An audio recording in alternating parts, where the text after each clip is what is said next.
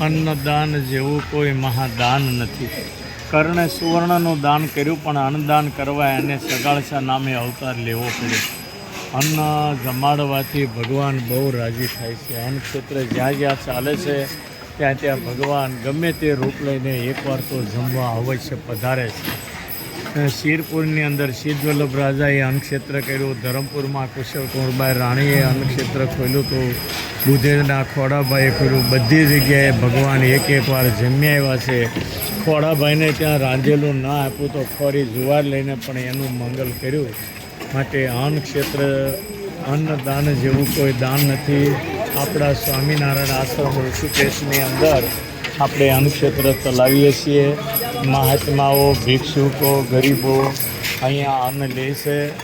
રોજના 350, 400 બપોરે અને સાંજે જમવા માટે આવે છે અને જમીને બધાની આતરડી ઠરે છે. આમાં સ્વામિનારાયણ ભગવાનનો બહુ મોટો રાજીપો છે. અમારા સુનિલ ભગત કાયમાં અન્નક્ષેત્ર ચલાવે. આજે મેં આવીને જોયું, મને તો બહુ નવાઈ લાગે છે.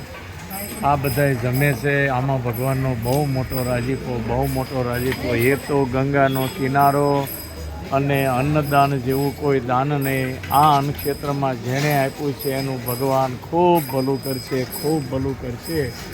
કારણ કે આ લોકો ગરીબો જમીને એટલા રાજી થાય છે એનું કોઈ માપ ન કહેવાય. આલા ભક્તો એકવાર ઋષિકેશ આવીને આપણું અન્નક્ષેત્ર જુઓ. સવારમાં 11 વાગે અને સાંજે 5 વાગે ભિક્ષુકો, સંત મહાત્માઓ આવીને જમતાવાની પંક્તિનું દર્શન કરો તો તમને બહુ નવાઈ લાગશે. સ્વામિનારાયણ ભગવાનનો ક્રોડ પ્રતાપ છે. ગુરુ અથાણાવાળા સ્વામીનો આશીર્વાદ કે આવું અન્નક્ષેત્ર ચાલે છે. અને અનેક બ્રાહ્મણ બાળકો, 50-60 બાળકો તો વેદ ભણે છે. તમામ ખર્ચ ઋષિકેશ આશ્રમ ભોગવે છે. અને આજે ભગવાન રાજી થાય એવી પ્રવૃત્તિઓ થઈ રહી છે. અને આ પ્રવૃત્તિ કેવળ એક ભગવાનને રાજી કરવા માટે અને પ્રખર અને સરસમાં સરસ સંચાલન અમારા સુનિલ ભગત કરી રહ્યા છે. સંપ્રદાયના અને પરોક્ષના ઘણા લોકોને સુનિલ ભગતનો અનુભવ છે. ન હોય તો ક્યારેક અહીંયા આવીને તમે જોઈ જુઓ. એની પ્રવૃત્તિ જોઈને મને પણ અતિ આશ્ચર્ય લાગે છે. તમે બધાય સૌ રાજી રહેજો અને આવી પ્રવૃત્તિ કરતા રહીએ. સ્વામિનારાયણ ભગવાનનું નામ આ ઉત્તરાખંડની અંદર ગાજતું રહે અને સર્વે અન્નક્ષેત્રમાં આવતા સર્વે નાના મોટા ભિક્ષુકો, ગરીબો, સંત મહાત્માઓ સર્વનું ભગવાન મંગલ કરે.